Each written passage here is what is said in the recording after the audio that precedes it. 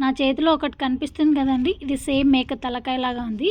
కానీ ఇది మేక తలకాయ కాదండి, ఇది ఒక ఫ్రూట్. దీన్ని చెస్ట్నట్ అంటారు. చూడండి, సేమ్ యాజ్ ఇట్ ఈజ్ మేక తలకాయ లాగే కొమ్ములు, చెవులు, ముక్కు, నోరు సేమ్ యాజ్ ఇట్ ఈజ్ మేక తలకాయ లాగే ఉంది. బట్ ఇది మేక తలకాయ కాదండి, ఇది ఒక ఫ్రూట్. దీనిని చెస్ట్నట్ అంటారు. ఇది మా ఆయన ఆఫీస్ నుంచి వస్తుండగా తీసుకొచ్చాడు. చూడండి, మా అల్లుడు దాన్ని కొట్టి కొట్టి ఓపెన్ చేసి ఆ విధంగా తింటున్నాడు. బట్ దీన్ని చాలా సింపుల్గా ఓపెన్ చేయాలంటే కష్టం అండి.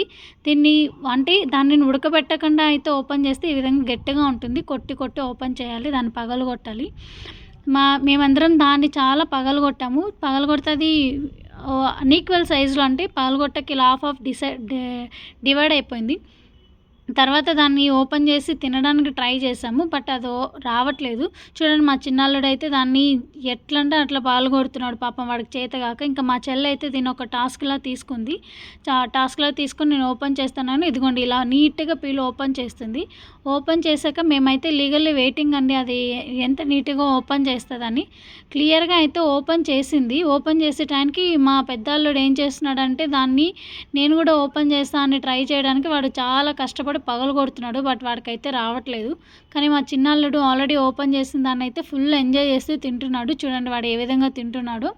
వాడు తిన్న తర్వాత సూపర్ ఉంది అత్త అనేది చెప్తున్నాడు. మా చిన్న చెల్లి అయితే లాస్ట్కి ఫైనల్గా దీన్ని ఓపెన్ చేసేసింది. చూడండి, ఇది హార్ట్ షేప్లో ఉంది.